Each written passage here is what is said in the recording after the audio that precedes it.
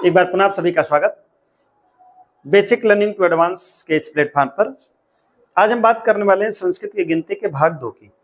पहले भाग में हम बात किए थे कि गिनती कितनी है, जिनको हमको विशेष रूप से ध्यान देना है वो गिनती कितनी है।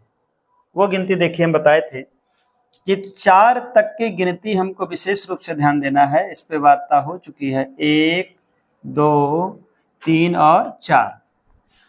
ये सबकी गिनती अलग अलग होती है। इस पर भी बात हुई थी, बताए थे पुल्लिंग की अलग होती है, स्त्रीलिंग की अलग होती है, नपुंसक लिंग की अलग होती है। इस पे बात हो चुकी थी। ये हमारी कुल 4 गिनतियां हैं। अगर एक की बात किया जाए तो ये बताया गया था एकह था, ये एका, ये एकम। उसी प्रकार यहाँ पर द्वौ पुल्लिंग के, यहाँ पर द्वे, यहाँ पर भी द्वे आएगा। इसके बाद देखिए आएगा त्रयः आया था, फिर तिस्रः आया था, फिर त्रीणि आई थी। ये सब गिनती की बात हुई थी। यहाँ फिर देखिए ये चत्वारः आएगा, ये चतस्रः आएगा और ये चत्वारि आएगा। इतनी बात हुई थी कि 4 तक की गिनती सबकी एक है। इसके बाद प्रश्न बनता है कि आगे का क्या। आगे का मतलब हम 5 से शुरू कर रहे हैं। देखिए 5, 6, 7, 8, 9 और 10 की बात कर रहे हैं। तो सबसे पहले यह ध्यान दीजिएगा, जितनी गिनती है सब गिनतियों में जो पहले 10 तक और 20 तक की गिनती की हम बात कर रहे हैं, ये आपको रटना पड़ेगा। कहाँ से गलती होती है वो ध्यान देना पड़ेगा। तो 5 की गिनती देखिए सबके लिए पंच है, कोई भी है, कहीं भी हलंत नहीं है, वो ध्यान दीजिएगा। हलंत कहाँ लगा हुआ है? केवल 6 की गिनती में हलंत है, वो भी वो षट है। उसके बाद आपको कहीं हलंत नहीं मिलेगा। सप्त, अष्ट, यहाँ पर आपको कहीं कहीं अष्टा मिलेगा, ये भी ध्यान रहे। इसके बाद आइए 9 की गिनती करते हैं। देखिए ये 9 है और 10 में याद रखिएगा कभी भी छोटा श जिसको बोलते हैं दंत स नहीं रहेगा। ये तालव्य श जिसको बड़ा श बोलते हैं, यह याद रहे। हिंदी में हम लोग ऐसा लिख देते हैं 10, तो हम हिंदी नहीं पढ़ रहे हैं, याद करिए। संस्कृत में सभी जो है तालव्य श, जितने स आपको मिलेंगे कहीं भी आपको ऐसा नहीं मिलेगा कि आपको छोटा श जिसको बोलते हैं वो मिलेगा। तो 10 तक गिनती हो चुकी है। अब इसके बाद 10 के बाद हम लोग आगे बढ़ते हैं आगे की गिनती पर। 11, 12, 13, 14, 15, 16, 17, 18, 19 और 20। ये हमारी गिनतियां हैं। अब इन गिनतियों को ध्यान देना है, कहाँ कहाँ से प्रश्न पूछे जाते हैं। चूंकि आपको 1 से 4 तक की गिनती बताई गई, फिर हमने देखा 5 से लेकर 10 तक की गिनती कैसे लिखी गई। अब हम बात कर रहे हैं 11 की। 11 की गिनती आपको रट लेना है एकादश। अगर ना याद हो तो वैसे भी लोग बोलते हैं 10वीं के बाद एकादशी होती है, तो याद रखिएगा एकादशी नहीं एकादशी है, ये रटना पड़ेगा। 12 को आपको रटना पड़ेगा द्वादश। हम बार बार बता रहे हैं, कहीं भी देखिए छोटे श का प्रयोग, दंत श का प्रयोग नहीं होगा। उसके बाद देखिए ये त्रयोदश, ये भी आपको रटना पड़ेगा। ये त्रयोदश, त्रयोदश 13 का त्रयोदश होता है, कहीं भी हलंत यहाँ आपको नहीं मिलेगा। उसके बाद देखिए चतुर्दश होगा, यह चतुर्दश, चतुर्दश, ये र के ऊपर र ऊपर जाएगा, चतुर्दश। उसके बाद पंचदश है, देखिए पंचदश। यहां ध्यान देना है 16 को, 16 विशेष रूप से है, तो 16 को इस तरह ध्यान दीजिए, यह षोडश है, यह याद रखिएगा। ये बार बार पूछता है षोडश, ये षोडश लिखा जाएगा। श पर ध्यान दीजिएगा, कहीं भी छोटा श नहीं है। अब आ जाए इसके बाद सप्तदश है, सप्तदश। अब यहाँ विशेष रूप से फिर ध्यान देना, जिसको मैं घेर रहा हूं उसको विशेष रूप से ध्यान दीजिएगा। ये देखिए अष्टदश नहीं है, ये अष्टादश है, ये याद रखिएगा, अष्टादश। उसके बाद 19 की संस्कृत 4 तरह से बनती है, उस पर हम चर्चा करेंगे। यहाँ अभी फिलहाल नवदश याद रखिएगा। इसके बाद आती है विंशति,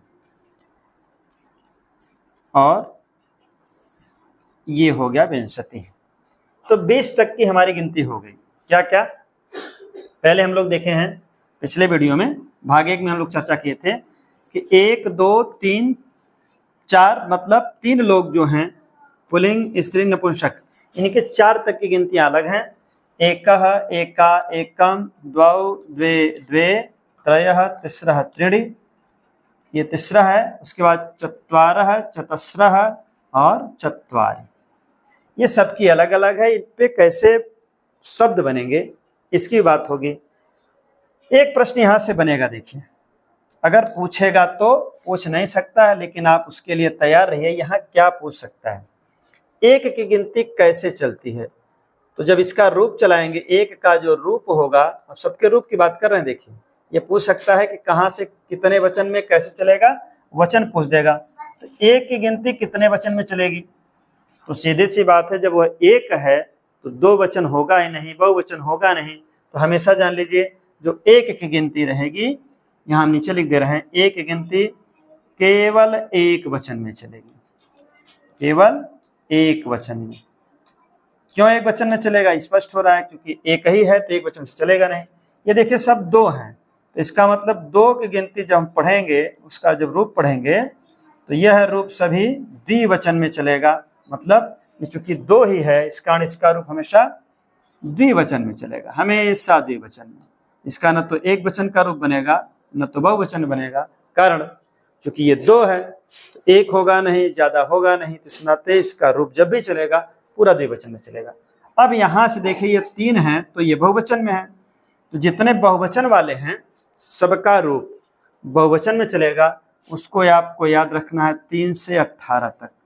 19 के आगे क्या होगा इस पर हम बताएंगे, इतनी चीज आप याद रखिए।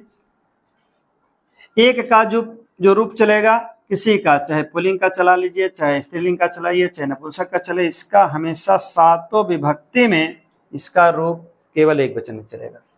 2 की भी वही हाल है, 7 विभक्तियों में इसका रूप चलेगा, और वो भी किस में चलेगा, द्विवचन में चलेगा।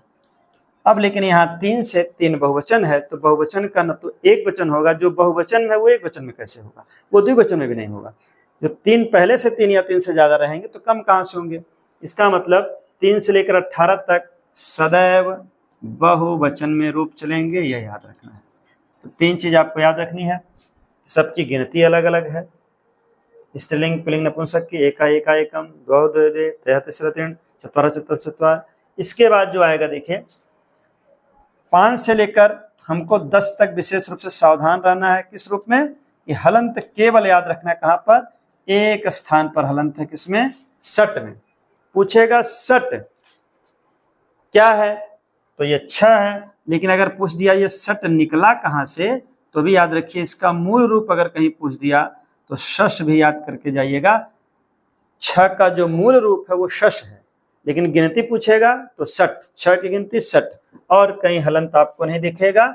दूसरी चीज, कहीं भी आपको दंत स नहीं दिखेगा।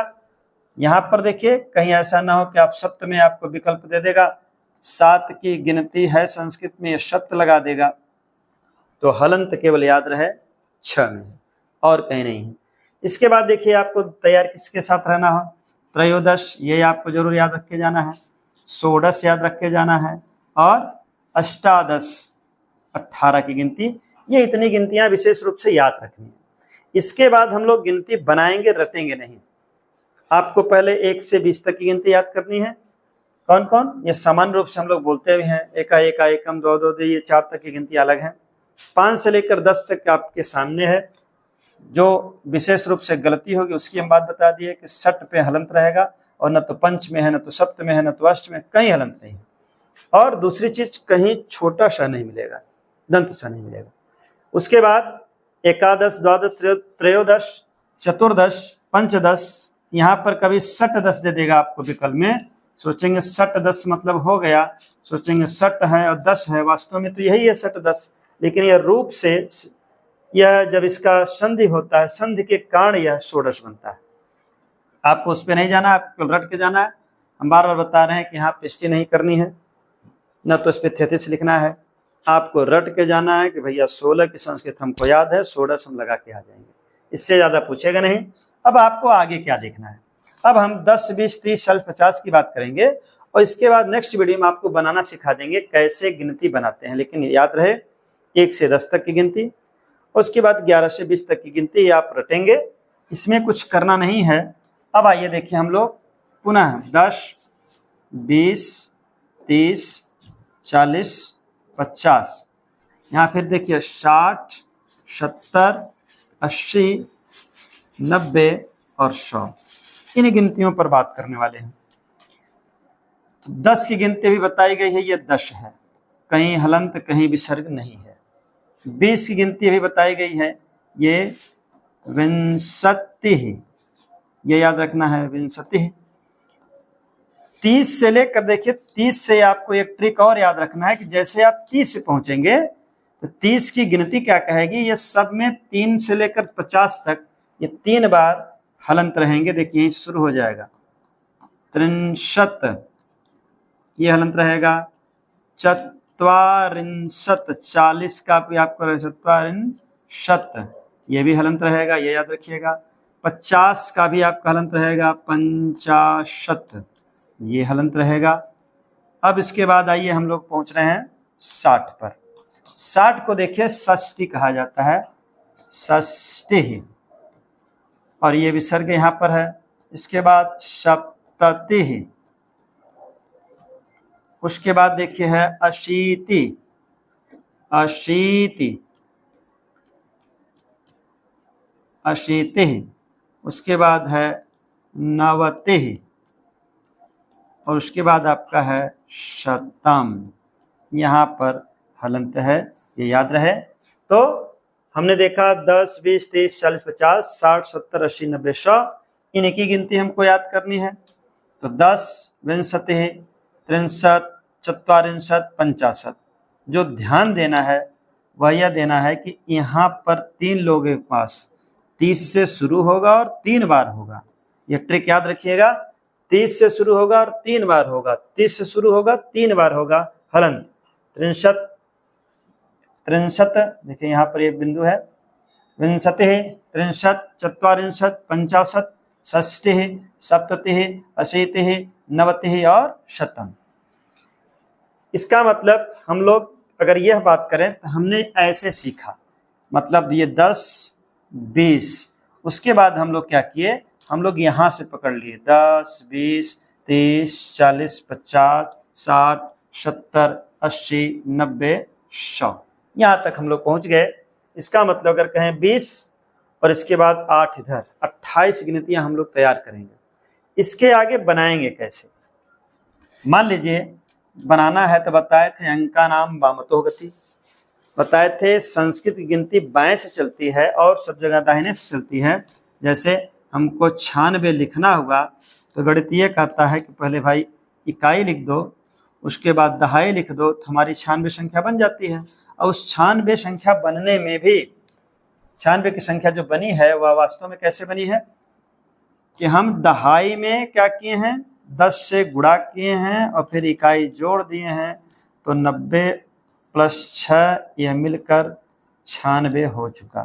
कहने का मतलब अब यह 96 बन गया, लेकिन ये बना तो 96, लेकिन जब संस्कृत कहेगी भैया 96 लिखो, 82 लिखो, 83 लिखो, तो वो क्या होगा। जैसे हम 25 की बात करें, अगर हमको 25 लिखना है, 25 में देखिए इधर इकाई है, इधर दहाई है, लेकिन जैसे संस्कृत की बात होगी तब तक ये घूम जाएगा, दहाई इधर चला जाएगा, इकाई इधर चला जाएगा, मतलब ये दिशा बदलेगी और यहाँ पर 5 आ जाएगा, यहाँ पर 2 आ जाएगा, मतलब ये जो 2 है वास्तव में अपने स्थानीय मान पर है, स्थानीय मान पर है। अभी हम दिखाए हैं कि एक संख्या के साथ, तो 5 तो इकाई पर ही रहेगा, लेकिन यह जो 2 है इसको प्लस करना होगा, वास्तव में इसका स्थानीय मान लेके चलना होगा। तो 2 दहाई है और दहाई में हमेशा 10 से गुणा होता है, तो ये वास्तव में 20 है। अब इन्हीं को जोड़ेंगे तब 25 की संस्कृत बनेगी। अंका नाम वामतो गति, ये याद रखना है, अंका नाम वामतो गति। अब यहाँ से हम क्या करें, 5 की गिनती लिखें, पंच, और 20 की गिनती लिखें विंशतिः।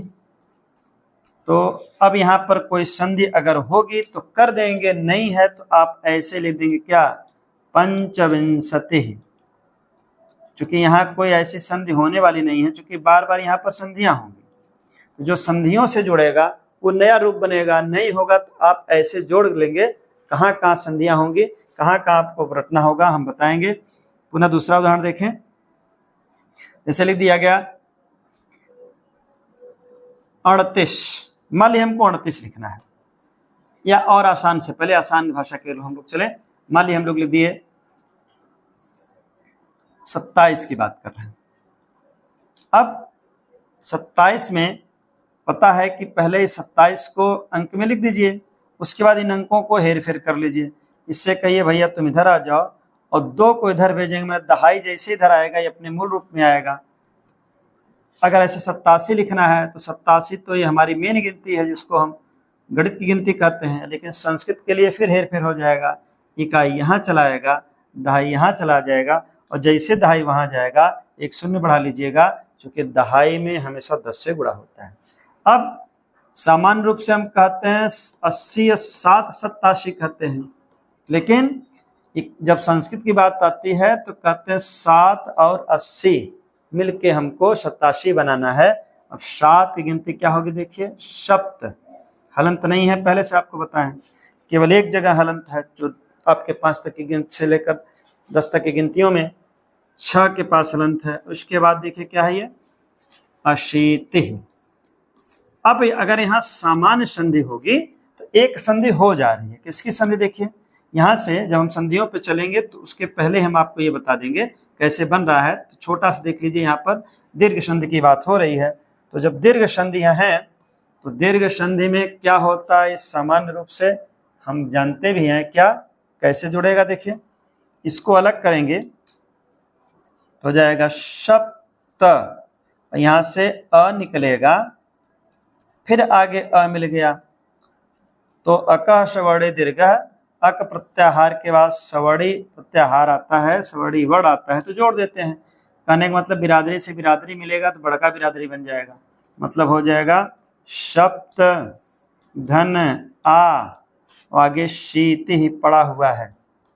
अब इनको जोड़ देंगे, हमारी गिनती तैयार हो जाएगी, तब पर आ की लग मात्रा लग जाएगी, हो जाएगा सप्ता शीति। तो बहुत आसान है संस्कृत की गिनती, केवल यह ध्यान देना है कि संस्कृत की गिनती बनी कैसे।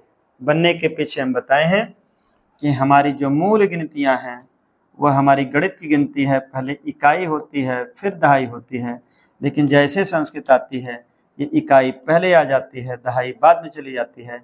इकाई यहाँ लिखी जाएगी, दहाई जैसे आएगी, 9 नहीं है बताए हैं, वो दहाई का स्थानीय मान है 90 है। अब इनकी हिंदी बनाने में तो हम लोग 93 कह दिए, लेकिन संस्कृत बनाने में हम पहले 3 का लिखेंगे, 3 की त्रि भी होती है, उसके बाद देखिए 90 की नवति होगी। अब त्रिनवति होगी कि त्रयनवति होगी, वो क्या होगा ये इस पर हम चर्चा करेंगे, लेकिन फिलहाल आज एक ही चर्चा है कि यह संस्कृत की गिनती बनने के पीछे यही है, अंकानाम वामतो गति, अंकानाम वामतो गति।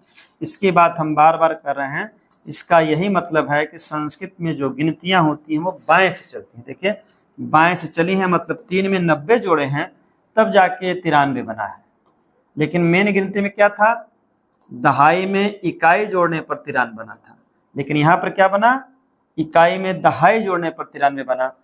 तो यह हमारी गिनती है संस्कृत की कि पहले इकाई लिखना है फिर दहाई लिखना है, इकाई की संस्कृत लिखनी है दहाई की संस्कृत लिखनी है। एक जो बार बार पूछा जाता है उसकी बात करते हुए 82 पूछ दिया गया, मान लीजिए। अब 82 के लिए बताए हैं कि फिर वही बात करेंगे, कहेंगे भैया 2 इधर आओ 8 उधर जाओ, तो 2 तो यहाँ आ गया, लेकिन बताइए स्थानीय मान में लिखेंगे। अब 2 की संस्कृत देखिए द्वि होती है, द्वा भी होती है, कब होगी कैसे होगी बताएंगे। यहाँ पर द्वि होगी और प्लस अशीति हो गया। अब यहाँ पर क्या हो जाएगा उसकी बात करनी है। अब चूंकि ये थोड़ा सा संधियों में जाना चाहते हैं, आपको दिखाना है कि आखिर गिनतियां बनी कैसे हैं, क्यों ये कैसे कैसे बन रही हैं, क्या संस्कृत में है, क्या हमको याद करना है, कैसे चलना है। देखिए 82 है। अब 82 में हमको बताए हैं कि आपको कि यह 2 यहाँ चला गया, 8 यहाँ चला गया, ये अपना स्थानीय मान ले लिया, इकाई का मान इकाई ही रह गया।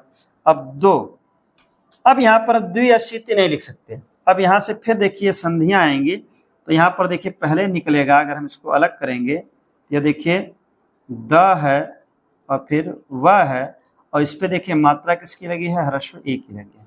आगे क्या है, अशीतिः, ये बना हुआ है।